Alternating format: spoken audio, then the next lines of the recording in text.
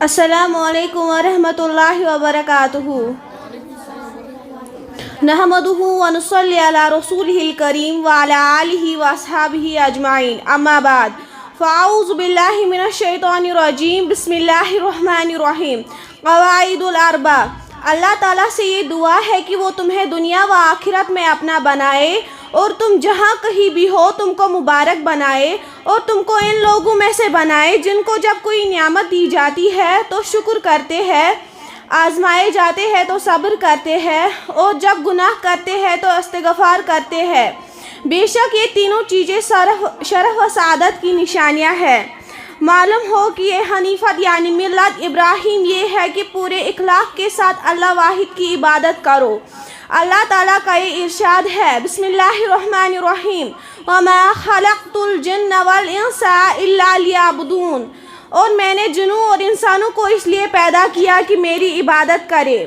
اور جب تم یہ جان گئے کہ اللہ تعالیٰ نے تمہیں صرف اپنی عبادت کے لیے پیدا فرمایا ہے تو یہ بھی جان لو کہ عبادت اس وقت تک عبادت نہیں کہلاتی جب تک کہ اس کے ساتھ توحید نہ ہو، جیسے کہ نماز اس وقت تک نماز نہیں کہلاتی جب تک کہ اس کے ساتھ طہارت پاکی نہ ہو، اور جب عبادت میں شرک داخل ہو جائے تو جان لو کہ وہ فاسد ہو گئی۔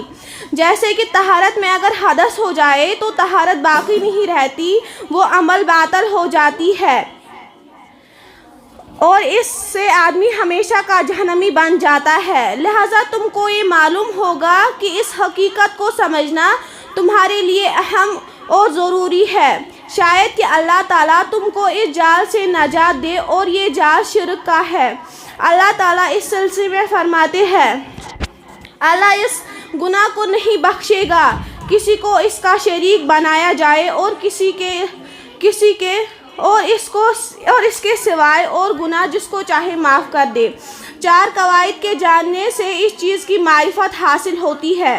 ان چاروں قواعدوں کو اللہ تعالیٰ نے اپنے کلام پاک میں بیان فرمایا ہے۔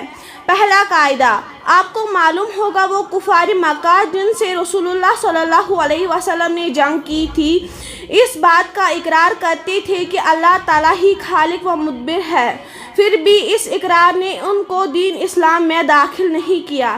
اس کی دلیل اللہ تعالیٰ کا ارشاد گرامی ہے، ان سے پوچھو کہ تم کو آسمان اور زمین میں رزق کون دیتا ہے، یا تمہارے کانوں اور آنکھوں کا مالک کون ہے، اور بے جان سے جاندار کون پیدا کرتا ہے، اور جاندار سے بے جان کون پیدا کرتا ہے، اور دنیا کے کاموں کا انتظام کون کرتا ہے۔ جب کہیں گے کہ اللہ، تو پھر کہو کہ تم پھر اللہ سے کیوں نہیں ڈرتے ہو۔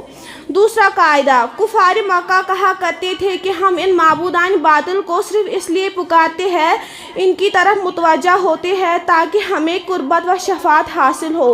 حصول قربت کی دلیل اللہ تعالیٰ کا یہ ارشاد گرامی ہے، اور جن لوگوں نے اس کے سوائے اور دوست بنائے اور کہتے ہیں ہم ان کو اس لیے پوچھتے ہیں کہ ہم کو اللہ کا مقرب بنا دے، تو جن باتوں میں یہ اختلاف کرتے تھے اللہ ان میں ان کا فیصلہ کر دے گا۔ بے شک اللہ اس شخص کو جھوٹا ناشکرا ہے، ہدایت نہیں دیتا۔ اور شفاعت کی دلیل اللہ تعالیٰ کا یہ ارشاد گرامی ہے، اور یہ لوگ اللہ کے سوائے ایسی چیزوں کی پرستش کرتے ہیں جو ان کو کچھ بگاڑ ہی نہیں سکتی اور نہ کچھ بھلا کر سکتی ہے، اور کہتے ہیں کہ یہ اللہ کے پاس ہماری سفارش کرنے والے ہیں۔ شفاعت کی بھی دو قسمیں ہیں، ایک منفی شفاعت، ایک مثبت شفاعت۔ منفی شفاعت سے مراد ہر وہ شفاعت جو غیر اللہ سے طلب کی جائے اور اس پر اللہ کے سوائے کوئی قادر نہ ہو۔ اس کی دلیل اللہ تعالیٰ کا یہ قول ہے، اے ایمان والو، جو مال ہم نے تم کو دیا ہے اس میں سے اس دن کے آنے سے پہلے خرچ کر لو جس میں نہ عمل کا سودا ہو اور نہ دوستی کا اور سفارش ہو سکے، اور کفر کرنے والے لوگ ظالم ہیں۔ مثبت شفاعت وہ ہے جو غیر اللہ سے طلب کی جائے اور شفاعت کرنے والا معزز و مکرم ہو۔ شفاعت کے ذریعے اور جس کی شفاعت کی جائے اللہ تعالیٰ اس کے قول و عمل سے راضی ہو، اور شفاعت اللہ تعالیٰ کی اجازت سے ہو، جیسا کہ اللہ تعالیٰ نے فرمایا ہے، بسم اللہ الرحمن الرحیم من ذا الذی یشفع عندہ الا باذنہ، سورہ بقرہ آیت نمبر 255۔ کون ہے کہ اس کی اجازت کے بغیر اس سے کسی کی سفارش کر سکے؟ تیسرا قاعدہ، بے شک رسول اللہ صلی اللہ علیہ وسلم ایسے متفرق لوگوں کے لیے مبعوث ہوئے جن کی عبادت مختلف تھی۔ ان میں سے بعض فرشتوں کی عبادت کیا کرتے تھے، بعض انبیاء و صالحین کی عبادت کیا کرتے تھے، بعض شجر و حجر کی عبادت کیا کرتے تھے، بعض شمس و قمر چاند سورج کو پوجتے تھے۔ رسول اللہ صلی اللہ علیہ وسلم نے سب سے جنگ کی اور ان کے مابین تفریق نہیں کی۔ اس کی دلیل اللہ تعالیٰ کا یہ ارشاد ہے، اور ان لوگوں سے لڑتے رہو یہاں تک کہ فتنہ باقی نہ رہے اور دین سب اللہ ہی کا ہو جائے۔ آفتاب و مہتاب کو پوجنے کی تردید اللہ تعالیٰ کے اس قول سے ہوتی ہے، اور رات اور دن اور سورج اور چاند اس کی نشانیوں میں سے ہے۔ تم لوگ نہ تو سورج کو سجدہ کرو نہ چاند کو، بلکہ اللہ ہی کو سجدہ کرو جس نے ان چیزوں کو پیدا کیا، اگر تم کو اس کی عبادت منظور ہو۔ فرشتوں کی پرستش کی تردید میں یہ آیت کریم ہے، وَلَا يَأْمُرُكُمْ أَن تَتَّخِذُوا الْمَلَائِكَةَ وَالنَّبِيِّينَ أَرْبَابًا، سورہ آل عمران آیت نمبر 80۔ اور اس کو یہ بھی نہیں کہنا چاہیے کہ تم فرشتوں اور پیغمبروں کو خدا بنا لو۔ انبیاء کریم کی عبادت کی ممانعت اس آیت کریم سے ہوتی ہے۔ اور اس وقت کو بھی یاد رکھو جب اللہ تعالیٰ فرمائے گا، اے عیسیٰ ابن مریم علیہ السلام، کیا تم نے لوگوں سے کہا تھا کہ اللہ کے سوائے مجھے اور میرے والد کو معبود مقرر کرو، اور کہیں گے کہ تو پاک ہے؟ مجھے کب شایان تھا کہ میں ایسی بات کہتا جس کا مجھے کچھ حق نہیں ہے۔ اگر میں نے ایسا کہا ہوگا تو مجھ کو معلوم ہوگا، کیونکہ جو بات میرے دل میں ہے تو اسے جانتا ہے، اور جو تیرے ضمیر میں ہے اسے میں نہیں جانتا، بے شک تو علام الغیوب ہے۔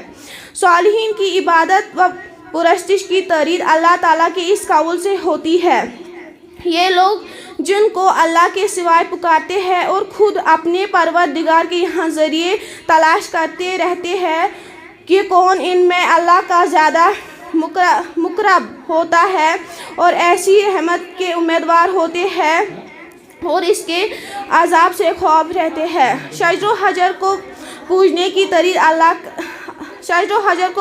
تردید میں یہ آیت کریم ہے،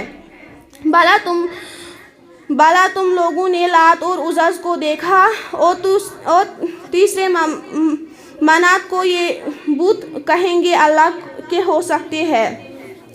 اس سلسلے میں حضرت ابو واقد لیثی کی ایک حدیث ہے، وہ کہتے ہیں، ایک مرتبہ ہم رسول اللہ صلی اللہ علیہ وسلم کے ساتھ حنین کی طرف نکلے اور ہم نیا کفر سے نکلے تھے، اور مشرکوں کا بیری کا درخت تھا، وہاں ٹھہرتے تھے، اور جس میں وہ اپنے ہتھیار لٹکایا کرتے تھے، اس کا نام ذات عنود تھا۔ ہم اس درخت کے پاس گزرے تھے، ہم نے رسول اللہ صلی اللہ علیہ وسلم سے عرض کیا، یا رسول اللہ صلی اللہ علیہ وسلم، ہمارے لیے بھی ایک ایسا عنود بنا دیجئے جیسا کہ ان کا ذات عنود ہے۔ احادیث۔ چوتھا قاعدہ، موجود زمانے کے مشرکین پہلے کے مشرکوں سے کہیں زیادہ بدترین و سخت ترین شرک میں مبتلا ہے، اس لیے کہ پہلے کے مشرکین صرف خوشحالی میں شرک کرتے تھے اور سختی و مصیبت کے وقت اللہ تعالیٰ کو ہی یاد کرتے تھے، لیکن آج کل کے مشرکین فراخی و تنگی، خوشی و مصیبت، ہر وقت شرک میں ڈوبے رہتے تھے۔ اس کی دلیل اللہ تعالیٰ کا یہ ارشاد ہے، پھر جب یہ کشتی میں سوار ہوتے ہیں تو اللہ تعالیٰ کو پکارتے ہیں اور خاص اس کی عبادت کرتے ہیں، لیکن جب ان کو نجات دے کر خشکی پر پہنچا دیتا ہے تو جٹ سے شرک کر لیتے ہیں۔ وآخر دعوانا ان الحمد للہ رب العالمین۔